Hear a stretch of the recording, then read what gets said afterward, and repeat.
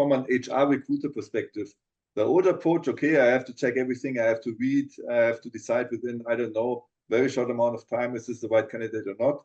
Now, AI supported, I get a list of the top, I don't know, 5, 10, 15 applicants based on the ranking that is supported by AI.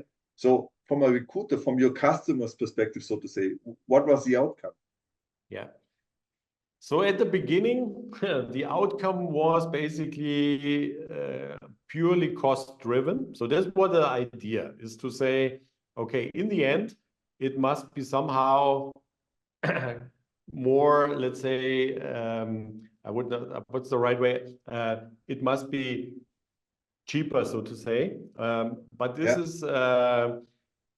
is not the impact you will get at the beginning. Why? Because before you get savings out of a certain process, you need to invest. You need to invest in technology, you need to invest in know-how and in people. So therefore, I would love to say that we saved this amount of budget, but this was not the case. But the real value comes when you nail it down to very important things like, for example, speed. You are 10 times faster, at least, in the selection process. You are more accurate. And over the long run, you will have a shift as well in your resources, because they can focus on other topics which they may are not able to or didn't have the time to, because they have now the possibility to do that thanks to the, let's say, change in the business process. It doesn't come overnight. It takes quite a time. So you need to be patient. I know that sometimes this is a hard thing to do, but you have to do it. And then you see over the time, you go more and more in the directions, so to say, in saving potentials. If you then really are saving or not, that is another topic. It depends a lot on the strategy, what's next, so to say. But from our case, we were much, much faster in the selection process, because what AI does is it really provides you the opportunity to focus on what's important, and all the other stuff don't have a much business impact at all. So therefore, the focus is getting much, much better.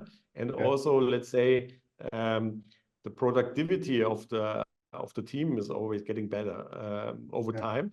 And these are the real business impact. And coming out of that, you have a lot of next scenarios, so to say, where you, from the learning you have, you can take this learning and start in another topic. And over time, you're building kind of an ecosystem, which is then bringing on the long run the savings you may expect. But it's a prejudice. I think that at the beginning you would apply AI and then you will have 10x savings or whatever. This is not the case. So you have to be realistic. You have to trust the numbers.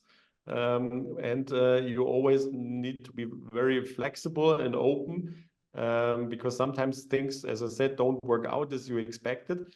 And then you must find a reason and change it, the impact pattern, so to say, to drive in the right direction. But as I said, it was a great success because the overall topic is really a great business impact on the process and of the selection process.